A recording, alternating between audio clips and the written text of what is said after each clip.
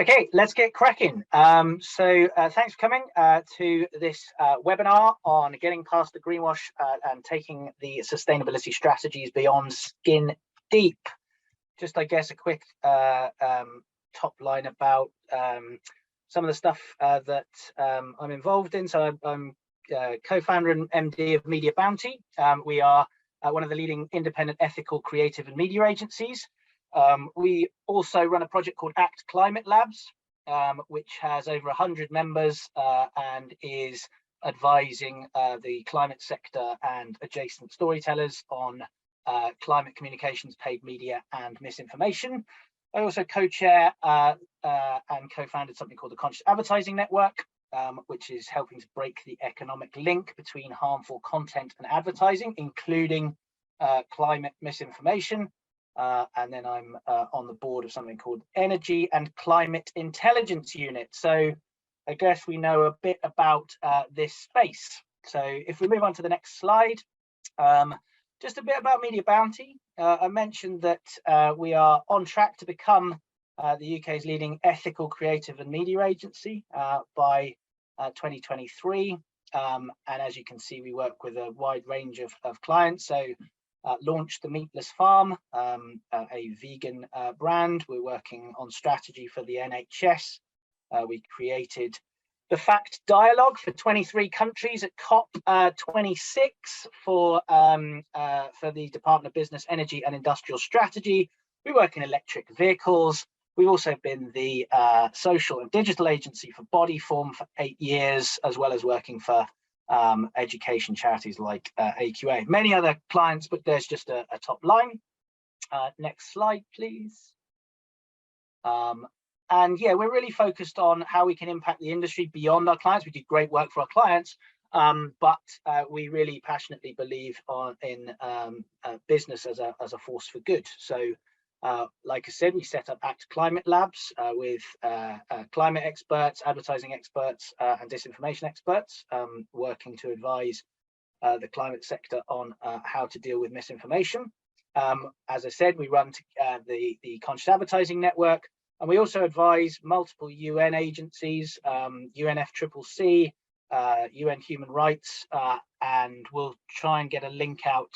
We've recently just been involved in co-authoring and consulting on a UN guide to creators on communicating climate change as well. So from a cultural point of view, I won't talk too much about this, but you know, we do a lot of volunteering. Everybody gets 5 days on top of their holiday. I would encourage everybody to do that, all businesses, agencies, brands, and that's one of our days out at Brighton doing a beach clean. Next slide. Then it will be enough about us, but yeah, passionately believe in working across the charity sector. My business partner Emma is a trustee and board member of the World Land Trust. That is why Sir David Attenborough is there. And we've recently just launched a campaign for another charity partner called Men's Minds Matter, about preventing male suicide. We have just become a B Corp as of a couple of weeks ago. We're the 4th best place to work according to Campaign, and we've won quite a few drum awards. Anyway, enough about that. On to the actual meat of this. I'm going to run through 10 tips, effectively 10 thoughts on making sure that your sustainability strategies and comms are on point. So the first thing to go through really is, you know, making sure that we actually know on the numbers, what's actually going on. I do quite a lot of talks in this industry, and I'm always surprised at how, I don't know, little people know about what's actually happening with the science. So for those of you, most of you will know, the Paris Climate Agreement committed us to hit 1.5 to 2 degrees of warming before from pre-industrial levels. Most people don't know that we're nowhere near that. So there's a lot of pledges and news that comes out of governments, but ultimately governments are failing, and this is where business needs to step into that void. We are currently on track, according to many IPCC studies and so on, to 2.4 to 2.7 degrees. And what that means in practice, obviously, is, we are, nowhere near on track, and we can see the impact of what's happening in the world right now. We would really recommend bringing the outside in. One of the things we do at Media Bounty, as well as at the Conscious Advertising Network, is consult with experts, scientists. We had a board member from Greenpeace come in to speak to our team at Media Bounty. And quite frankly, that is challenging. The third point there is listening to experts, but really listening. We're all very busy, but actually these issues are huge. You will feel challenged, but that is okay. So the first thing is to really dive into making sure that your teams, your boards, stakeholders are really climate literate. I saw in one of the challenges about how to get senior stakeholders on board. Well, we go into businesses to talk about both the reality of this, but also the communications. We recommend people to come in, because a lot of people across the whole part of the industry need to understand the reality of the situation. So the key takeaway here is these strategies really have to come from facts, not feelings about the facts. Yes, we can communicate with emotion and so on, but we've really got to understand that baseline.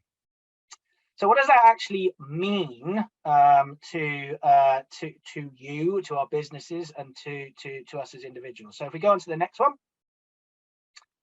So yeah, really understanding what this means.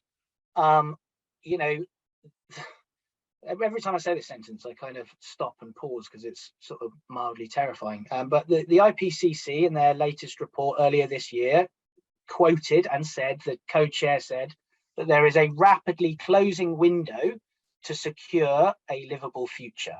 That is quite a statement. A rapidly closing window to secure a livable future. That's huge. So we need to really think about what the impact of the climate crisis will be on our businesses, not just the communications. This is not a communications challenge. Yes, we need to communicate climate, but how does this impact the whole business? If you think back to the summer of this year, obviously we had wildfires in London where houses burnt down. Our teams can't work. Our teams cannot add to our brand's purpose if houses are burning down.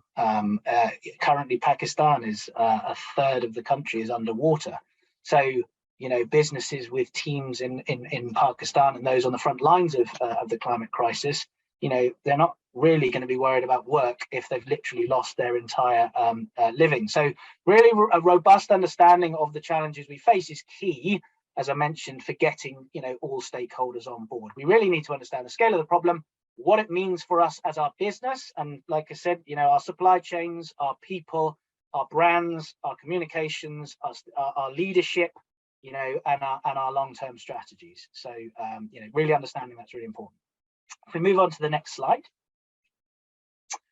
it's really important, whenever I kind of work in this and work with the United Nations on this sort of stuff, a lot of it terrifies me. It's massive, it's huge, but it's really important not to hide and to really step into this. So we recommend, being brave and not hiding from these big issues. A lot of brands are looking at this incrementally, and sort of, a lot of brands have been called out for greenwashing.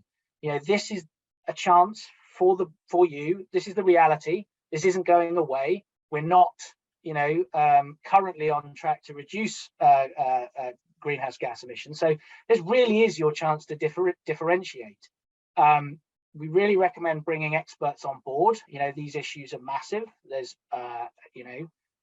from a political point of view, from policy point of view, from business point of view, decarbonisation to food to everything, it's huge. So bringing experts on board to help you sensitively address the bigger and more complex challenges, and not siloing it in CSR. This is a business critical issue, not a CSR challenge.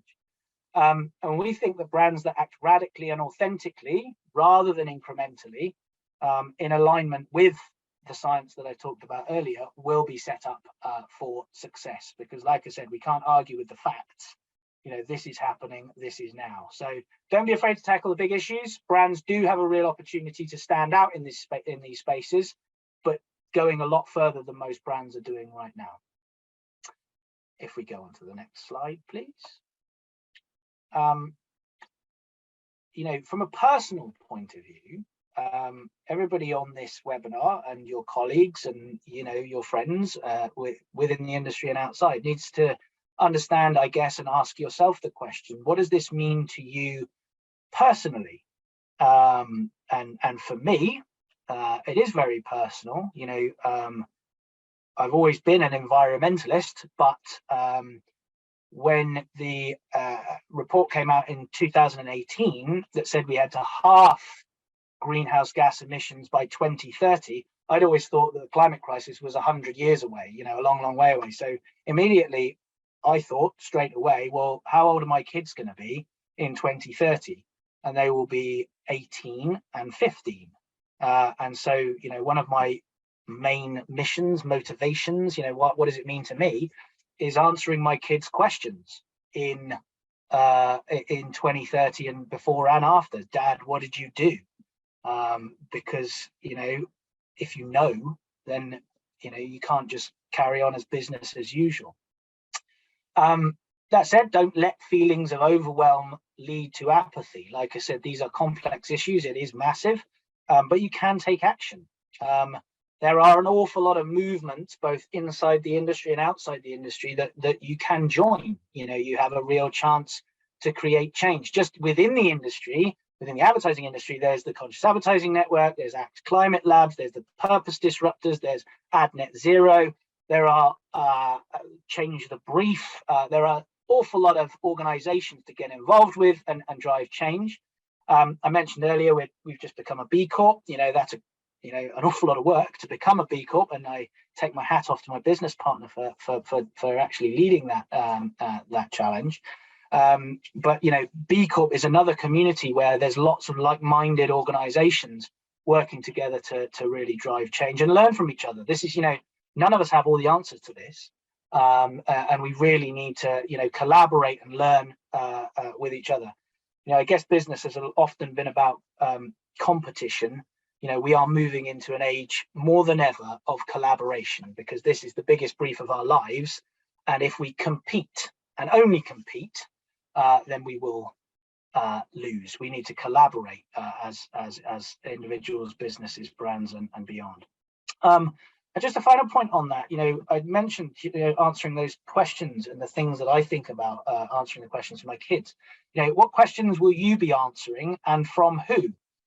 What questions will you be answering from your families, from your businesses, but also increasingly from lawmakers as well. In the US, big oil majors have started to appear before Congress, answering questions about what did you know and when.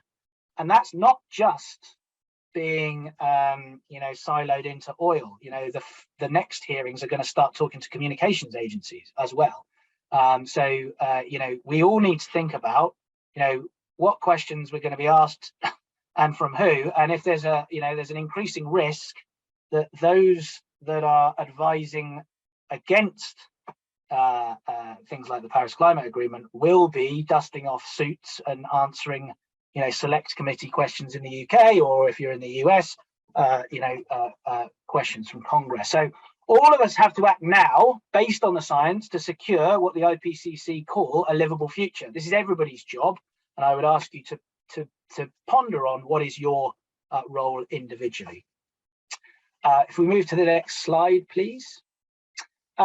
So on that note, and just sort of finishing off with the individual responsibility, I guess, like I said, these are big issues. So it's important for you individuals to create measurable goals within your role, and also to recognize your impact and take action individually and together, with groups that I mentioned earlier.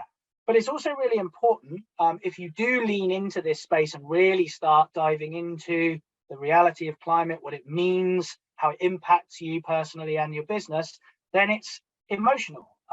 These are, like I said, big issues to deal with, complex issues to deal with. So take space and time to recharge. I find this emotional. I've cried many times when confronted with some of this stuff.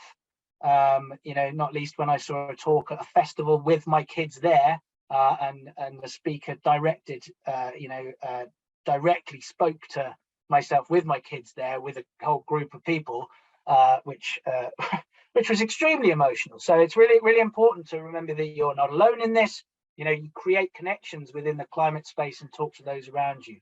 I am really heartened by the number of people across multiple organizations, multiple volunteer organizations working together and collaborating on these issues. So yeah, lean into this, but they recognize they can be overwhelming. Take breaks, switch off, and take time to recharge.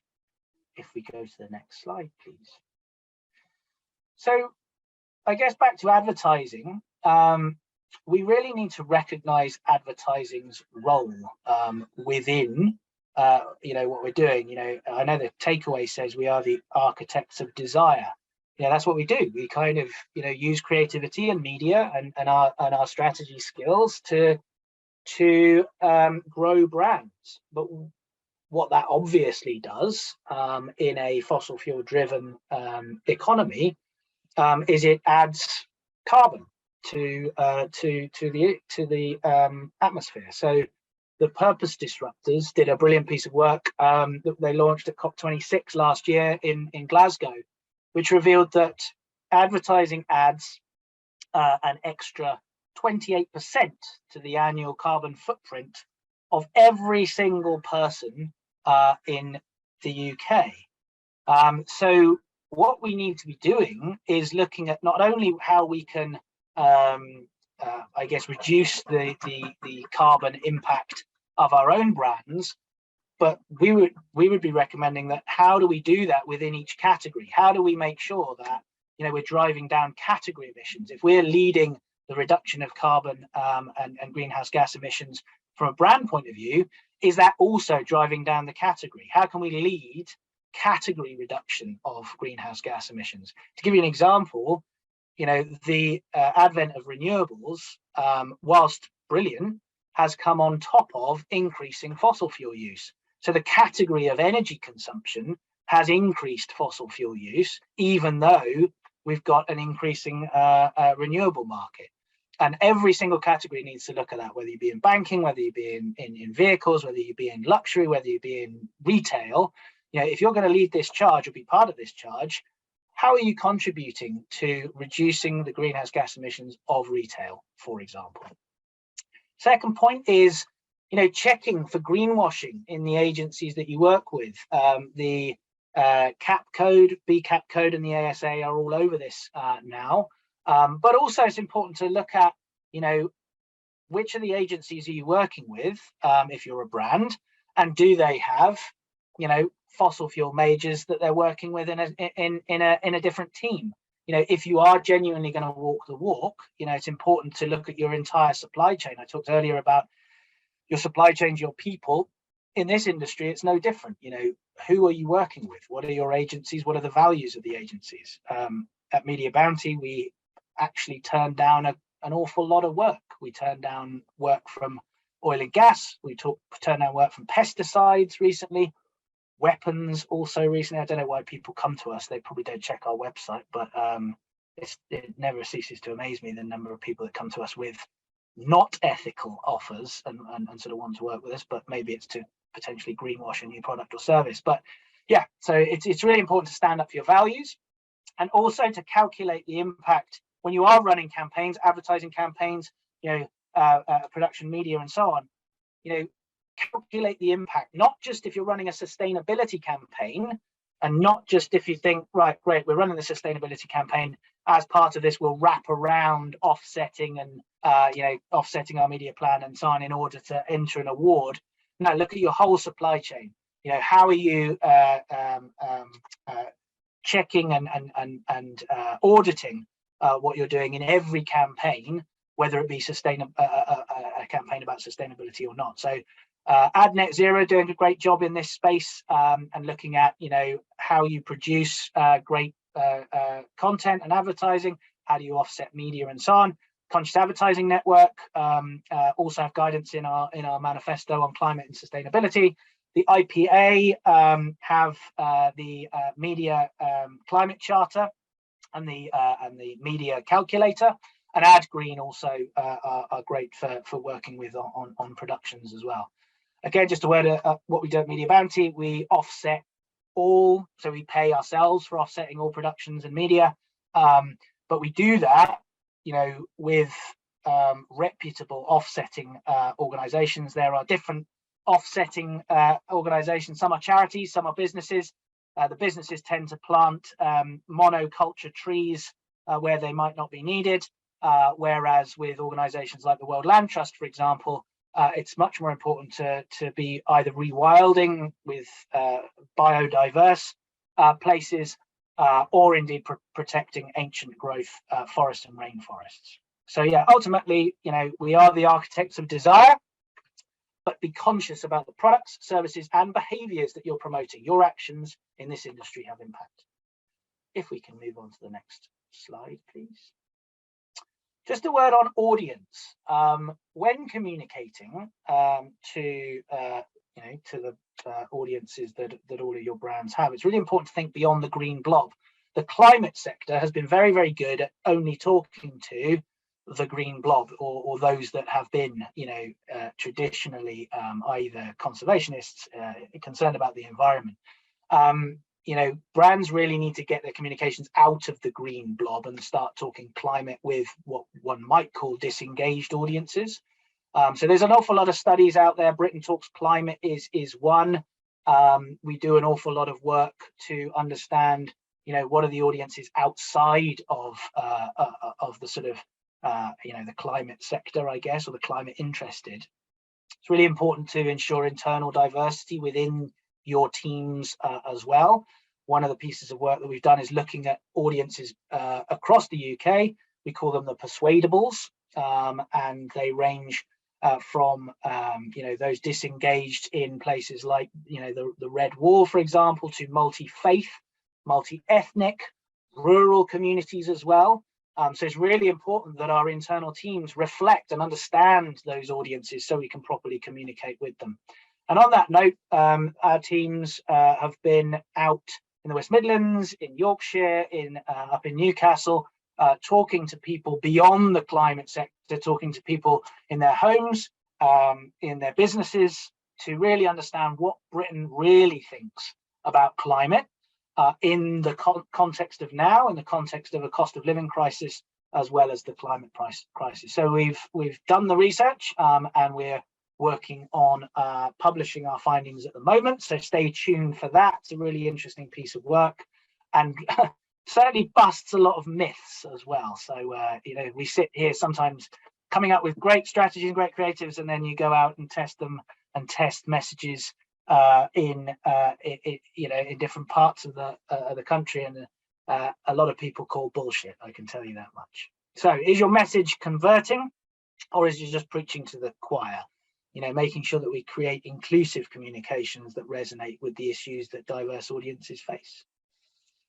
So if we get to the next slide, one of the things, again, within communicating sustainability and climate is that it's dominated by stats, graphs, doom. I know I started this with, painting, telling the truth about what the science says, but that doesn't mean that we have to communicate in that way at all. One of the sort of, it's quite a dry sector, it really is. So, but we really need to challenge the idea that sustainability equals sacrifice. If we do transition and decarbonize our, vehicles, our homes, how we heat our homes, we will be healthier. We will have less air pollution. If surely that is a desirable thing, rather than having amber and red warnings on air pollution when the weather broadcasts sometimes in the summer. So really challenging this idea that sustainability equals sacrifice, but being mindful that in the face of a cost of living crisis, the demands and accountability we place on consumers and people, we need to be mindful of that. Energy is costing a fortune at the moment, but that's a gas crisis, not a renewable crisis. So, challenging this idea is really important, but also to rethink, how we communicate and painting this positive picture. Humor is not used much in climate communications, sustainability communications at all. It's very earnest. But humor, is obviously, we know through some of the most effective work, humor is sometimes, the work that really drives differences for our brands and our services. Sometimes the climate crisis, or rather communicated climate, can be, well, it's all doom and gloom, buy an electric car that you can't afford. It's got to be beyond that. We have to use our skills, our advertising and communication skills, to really paint a positive and fun future. So combining ethical thinking with a real understanding of the needs of the audience, it doesn't have to mean sacrifice or doom. We move to the next slide. We at the ACT Climate Labs have coined a phrase, making sure that you have misinformation informed communications. So really understanding what misinformation your audience is vulnerable to. We have a growing problem with misinformation here and across the world. There is still a cohort of people that believe that the climate crisis is a hoax. There are an awful lot of organizations trying to delay action on climate. So we need to be aware of this. We need to understand the narratives. We need to understand the frames of how these messages are being portrayed. We know that 2.6 billion is currently being sent by big brands to misinformation websites. So there was a big study done on misinformation last year by NewsGuard, and so within our media plans, we are literally putting our brands next to climate change is a hoax, climate change is a scam, and that we don't need to do anything. So I'd urge you to reflect on, or rather to have a look at all of your media plans to understand, are you funding misinformation, and to make sure that you understand, to really both, are you funding misinformation, but are you also making sure that you are putting your ads next to great climate journalism?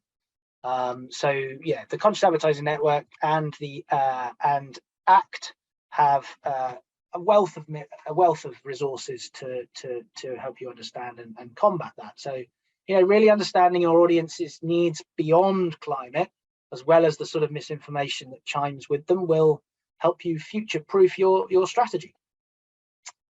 And then if we move on to number 10, climate is, believe it or not, divisive. I don't think it should be. Science shouldn't be divisive. We should be uniting behind the science and working together on how do we solve this, but it is. There are an awful lot of organizations or people that don't want us to act on climate, or want to delay action on climate. So if you are communicating sustainability through your communications in a brave and radical way, then accept you're going to ruffle some feathers, but create messages that you're proud to own. Really being proactive and using an understanding of your audience to create a response strategy as well. We've all seen in the D&I space backlashes against Sainsbury's ads at Christmas. We've seen trolls attack brands for DE&I, and we are seeing the same for climate. But really trying to bake that into each of the strategies and the comms that you're working on. Responses to online trolls, it can drive fame. Some of the stuff that we do, not in climate, but with Bodyform that we worked with for 8 years, is when the ads drop and launch, certainly the ads where we had period blood for the first time in advertising, we saw an awful lot of backlash. We saw an awful lot of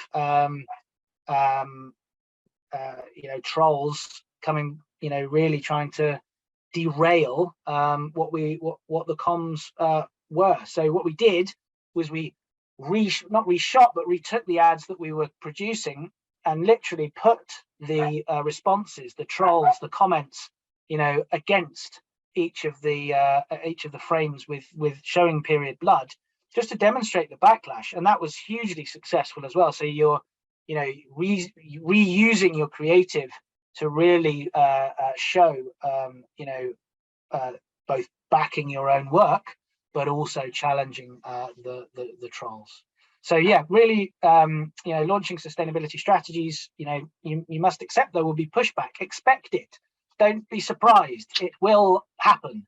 But the point is being prepared and dealing with preparing a strategy to deal with that. And then I know I've done 10, but I'm going to cheat and have a bonus.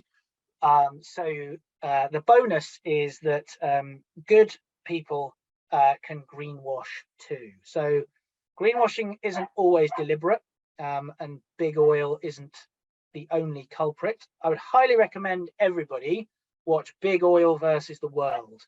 It is a documentary on the BBC. It's probably still on BBC iPlayer. It is terrifying. It is deliberate greenwashing. It has delayed us decades. But big oil is not the only culprit. But your consumers, people out there are increasingly savvy and quick to call out, crap when they see it. So in this ethical space, authenticity is key. You don't have to be perfect, but you do have to be honest about where you are in that journey. We've seen innocent being called out by the ASA, and in inadvertent greenwashing. So making sure you're really collaborating with experts is really key to ensure that you don't miss the mark. So it's not, greenwash really isn't about the intent, it's about the impact. So really understanding what the ASA's response is to the CAP and BCAP code is really important. So, and again, bringing in experts to advise. If we just move on to the next screen, please. So yeah, what's next? That's it. But please do connect with the team at Media Bounty. Do join and subscribe to Act Labs. So that has, again, a wealth of information on how to communicate in this space. And also join the Conscious Advertising Network. The Climate and Sustainability Manifesto should help you in this space. So I guess you've all had enough of hearing my voice for the last 35, 40 minutes. So any questions at all, I'd be happy to answer them.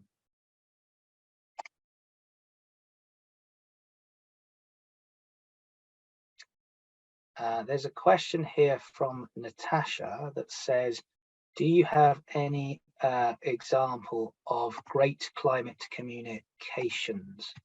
I mean, I'm gonna sort of partly be a bit predictable here and choose somebody that I do think is great. I'm going to choose two. One thing that somebody that we don't work with has done. I think Patagonia, not just from the comms, but really walking the walk. They gave a 10 million tax break that they got and effectively funded groups that were protecting their land. And so that's real action based, and then they communicate. So I think it's really important that people back their actions rather than their communications. And then I guess one of my favorite campaigns that we've done is for COP26 last year. A year before that, we knew that delegates would be descending on Glasgow, and we knew that there would be an awful lot of organisations trying to communicate with them and greenwash. So more than a year beforehand, we worked with a climate foundation and bought all of the space, not just in Glasgow, but in Glasgow Airport, in train stations, at Euston City Airport, basically everywhere where delegates from all over the world were coming to the biggest climate conference since Paris in 2015. instead of fossil fuel majors, there we had photojournalism of real people experiencing climate change where they are, and so effectively prevented greenwashing to those people making the decisions that are affecting all of our lives. So thank you, Natasha, for the question. Hopefully that answers. Are there any more questions that we have? Okay, so how can you encourage internal buy-in to make sustainability a business priority? I touched on this before. I think it's really worth, I guess, taking a temperature check. You know, I hope this webinar has been informative for everybody. You might know it all. I don't know. But you know, I think taking a temperature check with all stakeholders in your business is really important. How much do people know? How much does the board know? How much do your senior stakeholders know? How much does the business know about the reality of what's happening? And I guess, you know, how that can impact both the business and your communication. So, you know, I would hugely encourage understanding where people are now and then bringing in, you know, external experts to talk to those stakeholders. You know, there are many. I mentioned the board member of Greenpeace that we've had in at Media Bounty. You know, we at Media Bounty and ACT and CAN and others, we go into businesses to talk through you know, this sort of presentation.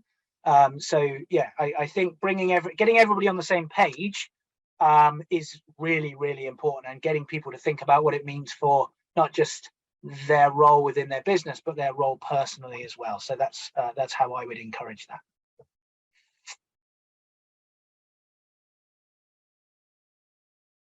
Any other questions? Okay, so there's another one here. So how can we ensure our communications are engaging for commercial channels? I might need to ask, what do you mean by commercial channels? So whoever has asked that question, would it be okay to elaborate on what that means, commercial challenge, or I can take a best guess from a communications and engagement point of view? Maybe I'll sort of start there, and then if the person can maybe elaborate a little bit on that. But again, back to sort of what I talked about in the presentation, I guess. So communications in this space tends to be earnest, worthy. You know, these are, like I said, big, serious subjects, but our comms don't then have to be big and serious. We can and should use, like I said, humor, emotion, you know, and not just, you know, emotions that make you feel upset. So I think it's about really understanding audiences here and where audiences are. There's an amazing amount of data now, you know, out there that we have access to. Also, a lot of the research that we're doing, I talked about what Britain really thinks and looking at how that impacts, you know, different sections of Britain and not just your typical climate section. So, you know, really understanding audience, but really understanding, you know, what makes them take action, what changes behavior. And it's, you know, the same thing, you know, really great, creative, really engaging communications, but using humor in a space, because humor in this space will stand out because very few people are doing it. So hopefully that is useful. How can you ensure sustainability when working with partners or evaluating your supply chain? I think it's having very, very clear criteria. So, you know, if you're a B Corp, that's sort of baked into everything that you do. But building specific criteria and questions that you are going to be asking your partners, suppliers, and supply chain is really, really important.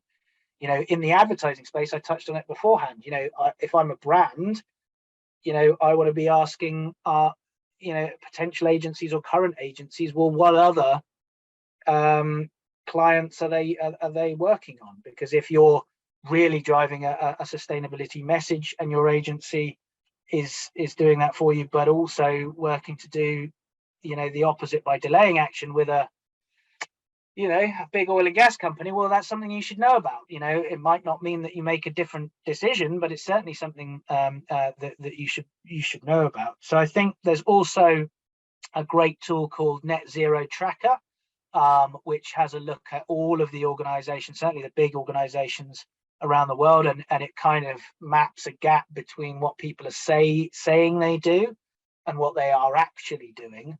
So I think transparency on this is key. I talked a lot about collaboration earlier, and you in order to collaborate properly and openly, authentically, you have to have transparency. So asking the right questions, but also asking what their plans are too. So I talked earlier about how Media Bounty both take on clients but also turn down clients, and how we do that is that we have external tools that we use. We talk to external experts, we talk to our own team as well. How comfortable are they working on this sort of work? We also think about our own reputation, but we also ask a potential brand that want to work with us, well, what are their plans? You know, are their plans you know, credible, authentic, you know, or is this an exercise in greenwashing? So yeah, lots of good questions to be asking partners, suppliers in your supply chain. I think that's it for today's this morning's webinar. Thanks for all of you that have stayed to the end. Hopefully it was useful. Would love to hear your feedback. Yeah, please do get in touch if you would like to speak more. Thank you very much indeed.